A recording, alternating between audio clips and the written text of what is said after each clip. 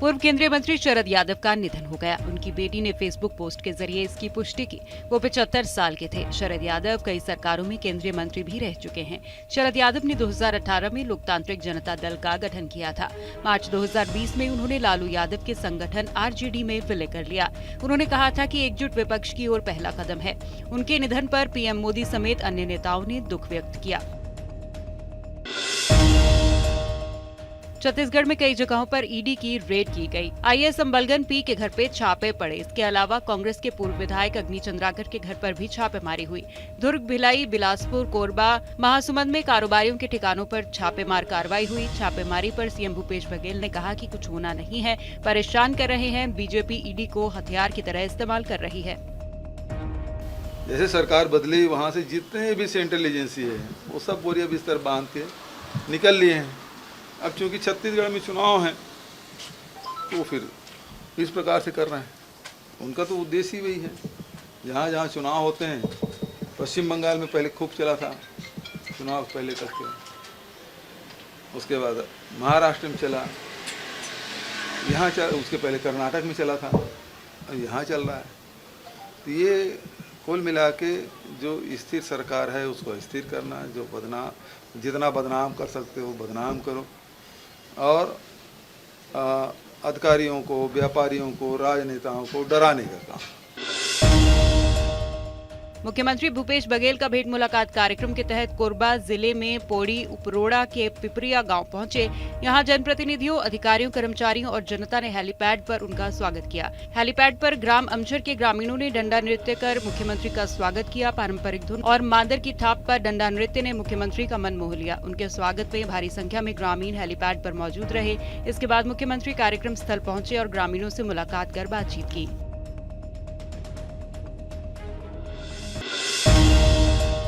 Special DG Purushottam Sharma Awadhpuri गृह निर्माण सहकारी सोसाइटी के चुनावी मैदान में हैं। उन्हें पंप चुनाव चिन्ह मिला है। आईपीएस पुरुषोत्तम के अलावा 17 उम्मीदवार चुनावी मैदान में हैं। मतदान 16 जनवरी को सोसाइटी के सामुदायिक भवन में होना तय हुआ। चुनाव शांतिपूर्ण संपन्न हो सके, इसके लिए उन्होंने पुलिस से फोर्स मांग की है। इसके लिए उन्होंने additional DCP zone 2 Rajesh Singh Bhadauria को गुरुवार को पत्र लिखा। इसमें उन्होंने बताया कि 16 जनवरी को सोसाइटी के सामुदायिक भवन में निर्वाचन होना है।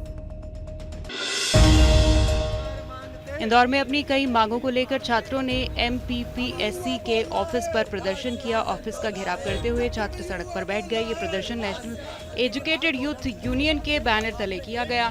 यूनियन के संयोजक राधे जाट ने बताया कि अप्रैल 2022 में हुए राज्य सेवा मुख्य परीक्षा का रिजल्ट अभी तक जारी नहीं किया गया। यूनियन ने 1 सप्ताह के अंदर उक्त रिजल्ट घोषित करने की मांग की है। इसके अलावा भी कई अन्य मांगों को लेकर प्रदर्शन किया गया।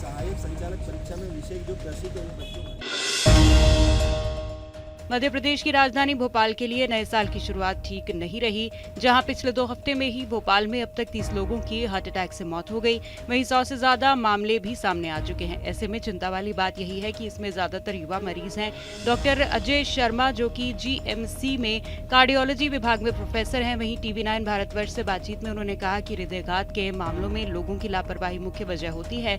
हमीदिया अस्पताल में रोजाना हार्ट अटैक के 10 से ज्यादा मामले आ रहे हैं, जिसमें से 1 से 2 मरीजों की मौत हो रही है।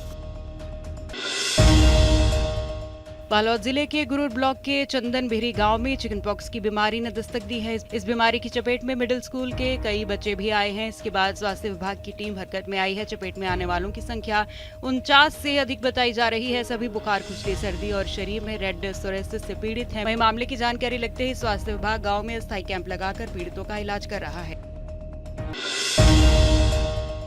इंदौर के एड्रोमा थाना क्षेत्र में हम्माल कॉलोनी में शरारती तत्वों ने कार में आग लगा दी। कार पूरी तरह जलकर खाक होगी। सूचना के बाद दमकल की टीम ने आग पर काबू पाया। सीसीटीवी में एक युवक आग लगाते दिखाई दिया, जिसके आधार पर पुलिस आगे की कार्रवाई कर रही है।